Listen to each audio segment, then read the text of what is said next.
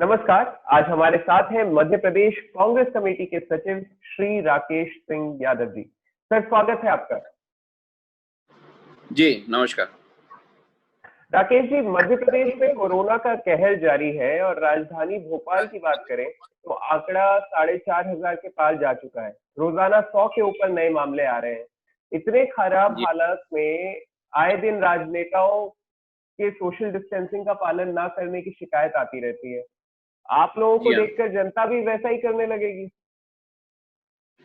नहीं देखिए, जो योजना शिवराज सरकार को बनाना थी इस कोरोना महामारी से निपटने के लिए, हम्म। उसका पालन अगर सरकार खुद करती तो जनता भी उस चीज का पालन करती। संक्रमण तो सरकार खुद फैला रही है। इतने लाखों कर्मचारी जो सड़क पे घूम रहे हैं, उनकी कोई टेस्टिंग पिछले 3 महीने में नहीं हुई है।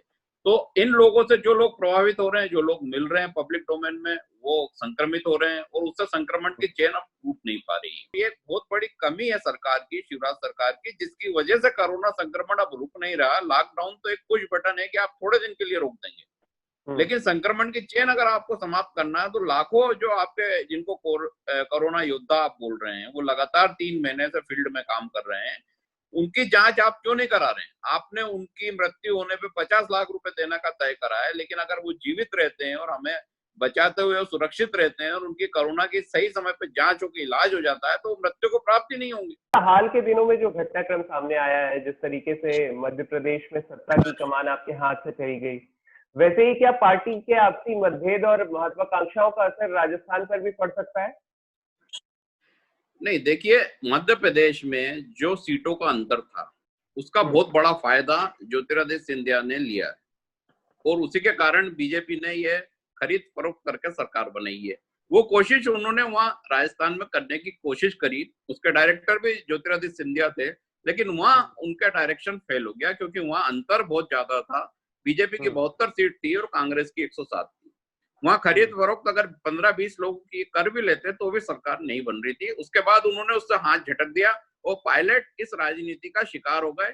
जो उन्होंने राजनीतिक पूंजी कमाई थी, जो उनके पिता का नाम था, वो सब कुछ उन्होंने समाप्त कर दिया और इसका खामियाजा पायलट और उनके साथी विधायकों को बहुत लंबे समय तक भुगतना पड़ेगा। और यहाँ मध्य प्रदेश में जहां तक सवाल है, इन आने वाले उपचुनाव के बाद जैसे पायलट की हालत आज राजस्थान में हुई है, वही हालत ज्योतिरादित्य सिंधिया की इस उपचुनाव के बाद होने वाली है। उसके बाद बीजेपी उनको बाहर का रास्ता दिखाएगी। अच्छा, कल सिंधिया जी ने राज्यसभा सदस्य की जो है वो शपथ ले ली है। उनके जी केंद्रीय मंत्री बनने के कयास लग रहे हैं, जिसकी संभावना काफी है। और जी उनके जो करीबी विधायक थे, उनके साथ गए बीजेपी में, वो मंत्री भी बन गए हैं आपके मध्य प्रदेश सरकार में। आपको नहीं लगता कि जी उपचुनाव में बीजेपी भारी पड़ेगी? देखिए, भारतीय जनता पार्टी राजनीति बहुत सोच समझ के करती है। वो ज्योतिरादित्य सिंधिया को उपचुनाव के नतीजे के पहले केंद्रीय मंत्री नहीं बनाएगी, ये बहुत स्पष्ट है। भले वो कितना बोलते रहे कि चुनाव के पहले हम केंद्रीय मंत्री बन जाएंगे, वो नहीं बन पाएंगे।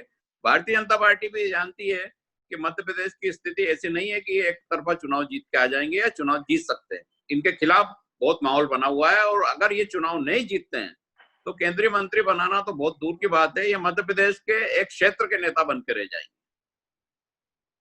जी। फिर भी आपकी तरफ से क्या अनुमान रहेगा आप लोगों के लिए? देखिए, कांग्रेस की जो तैयारी है, बहुत सीधा सीधा विजन है, जनता का चुनाव है। जनता ने जिन कैंडिडेट को वोट दिए थे वो कांग्रेस के उम्मीदवार थे, वो लगभग सारी सीटों पर एक दो सीट छोड़ के 25,000 से 55,000 मतों से जीते। अब अगर 25,000 प्लस से कांग्रेस जीत रही है, कहीं 45,000 से जीती है, कहीं 55,000 से जीती है, आज 1.5 साल बाद चुनाव होता है, वही उम्मीदवार बीजेपी का उम्मीदवार बन के आता है, तो जनता की भी एक सोच रहती है, एक विजन रहता है। उन्हें भी ये पता है कि हमने कांग्रेस के उम्मीदवार को कांग्रेस के चुनाव चिन्ह पे वोट देके जिताया था। 1.5 साल बाद जनता इतनी दल बदलू नहीं है कि वो अब बीजेपी के उम्मीदवार को जिता देगी। तो जहां तक इन 25 सीटों का 24 सीटों का प्रश्न है, वो सीधे तौर पर भारतीय जनता पार्टी उन सीटों पे सीधे हारेगी।